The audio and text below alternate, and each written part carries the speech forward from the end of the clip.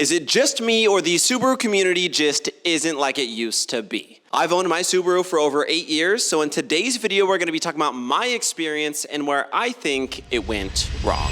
I can't be the only one that used to love seeing another Subaru, throwing up the peace sign and feeling an instant connection to someone that you don't even know. But these days, I feel like I don't even get the wave back. I throw the peace sign up and they don't even look over. I can't be the only one that's noticing this. Hopefully it's not just a me problem. Now, many years ago, what originally got me into Subarus was honestly, I just like how they looked and how they sound. The Subaru Rumble, we all know it, we all love it. That's probably a main reason why a lot of you guys like Subarus. I love how it sounds. Some people say they don't, but it sounds amazing. And keep in mind, I actually didn't even like cars when I was younger. When I say younger, that was like 16 and down. I actually started off in kind of like an off-road vibe. I had a 4Runner, super into dirt bikes, still into dirt bikes.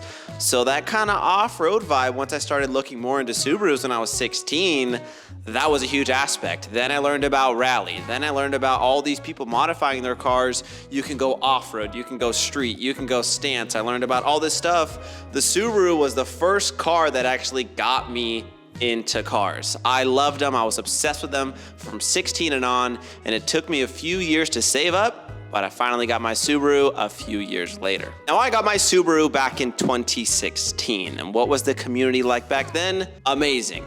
I don't know if it was just the time that I got it and I was so excited about it and anyone that owned one was amazing. I'm just saying, it was a little different back then. In fact, how I even ended up with a WRX was a friend of mine had a WRX. He gave me a ride, he was super excited about it, he was modifying it, and I was like, you know what?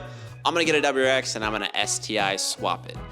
Now, the journey of modifying my car, you could find all over YouTube, but overall, I think it was a great experience. If you've been here since day one, you've seen this thing unfold from just a basic, fully stock 2006 WRX to a fully STI swapped, fully built, cams, forged internals, all the good stuff. The journey was overall amazing. Probably one of the best journeys I've had so far with any car. I've had it the longest. It just seems like anyone that I ask questions, or even companies surrounding, that sells Subaru parts, I can give them a call and they were all willing to help out. I feel like that's what kind of brought the Subaru community together, because I feel like everyone always wanted to help people out. And it was also, there's always kind of been a thing that like Subarus or whatever, unreliable, the owners like just don't even care, they're all vaping everywhere. I just didn't feel that. I felt like that was more of like an outside view.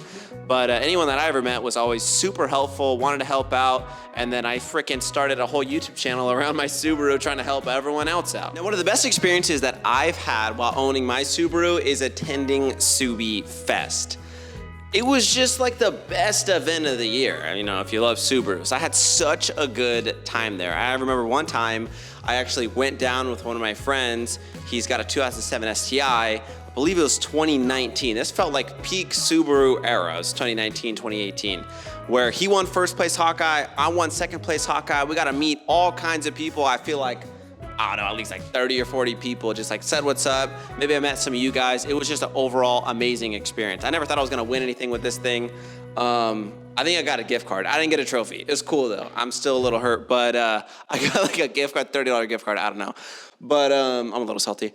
But anyway, now this is where I believe the Subaru community started to change. This is just my theory, don't get offended. In 2015, when the new generation WRX dropped, I felt like they started to shy away from the roots. Now, the look of it, a little bit more modern, a little bit bigger, kind of looking like a Camry. Look, I'm not the biggest fan, but it's okay. So 2015 dropped, the WRX I felt like started to do pretty well. You started to see everyone's getting the new WRX, right? The new body style. I felt like a bunch of people started coming in, which you would think more people in the Subaru community, the more better. Now, originally I couldn't really tell the difference, right? It just seemed like everyone was getting a Subaru, the new gen, there's YouTube people getting the new gen STI and the new WRX. But I started thinking, and what came with all those new people into the Subaru community, I felt like because they shied away from the rally roots and made a little bit more tame of a body style with the newer generation WRX and STI, I felt like more of the average consumer started getting it, right? Like the person that's just going camping, the doctor, the non-real car people, the kind of car, I'll call them kind of car people. Like I said, don't get offended with it, but I felt like that's when it started to change, right? Is because of the more kind of tame body style with that newer generation WRX came an influx of people that weren't really in the Subaru community, that just happened to own a Subaru. Does that make sense? Now, I guess you can't really hate Subaru for doing it. They are trying to hit, I guess, more of a mass market. But what I believe did that is they kind of started shying away from their normal people that love their cars, right? The big wings, aggressive lines. They started kind of catering more towards the mass market, which I guess would be better for sales. But I felt like it kind of affected the true kind of like rally enthusiasts kind of away from it.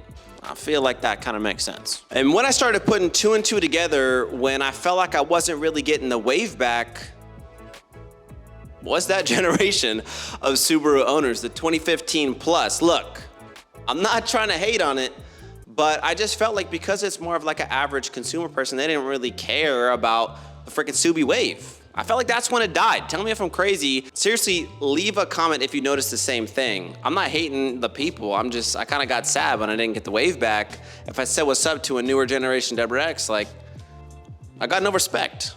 No respect for the elders. I don't know. Let me know what you think. Now, where I feel Subaru really put a freaking nail in the coffin is obviously when they ended the STI in 2021.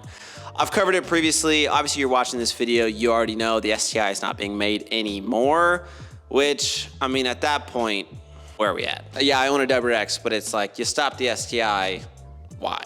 Also, of course, I can't forget to mention the fact that the EPA was cracking down and the Cobb access port, the tunability of the Cobb access port, which is so renowned with the Subarus, was pretty much shot. They had to change a bunch of stuff, make it way harder to tune, made you update your access port. I didn't update it, but they make you update your access port, and you pretty much can't tune it anymore. I did make a complete in-depth video on what actually happened with the whole Cobb access port thing. If you want to check it out, made it a few months ago. Essentially, they just made it way harder to tune once you update, making tuning Subarus a lot more difficult. So the question, of course, is what is next for the Subaru community?